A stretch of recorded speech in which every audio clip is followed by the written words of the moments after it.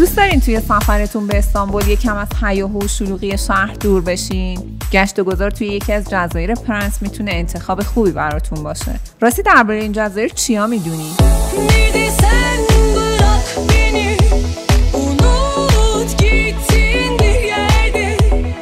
جزایر پرنس مجموعی از 9 تا جزیره است که با فاصله کمی از شهر استانبول در دریای مرمر قرار گرفته. البته الان فقط از 4 تا از این جزایر میشه بازدید کرد و بقیه اونها خالی از سکن است. این 4 جزیره شامل بویوک آدا، پیبلی آدا، بورگاز آدا و کینالی آدا میشن که دسترسی به اونا از اسکله های استانبول در ساعت و روزهای خاص ممکنه.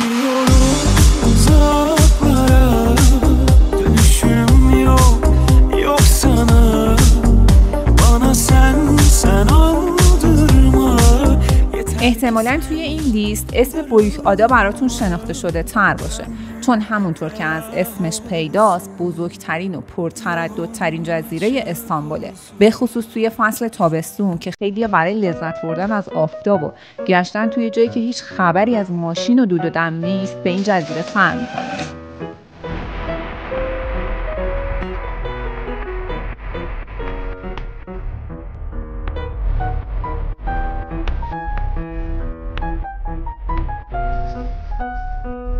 برای رفتن به جزایر پرنس از اسکله‌های بشیکتاش، کاباتاش و امین‌ننو در بخش اروپایی استانبول و اسکله بوستانچی در بخش آسیایی استانبول استفاده کنید. حتما ساعت رفت و برگشت به هر کدوم از این جزایر رو چک کنید، چون کشتی‌ها فقط روزی یک بار حرکت می‌کنند و ساعت رفت و برگشتشون هم متفاوته. از سمت اروپایی استانبول تقریباً 1 ساعت تا دورترین جزیره یعنی بویوک آدا فاصله دارید. اگر از سمت آسیایی حرکت کنید این مدت زمان نیم ساعت میشه.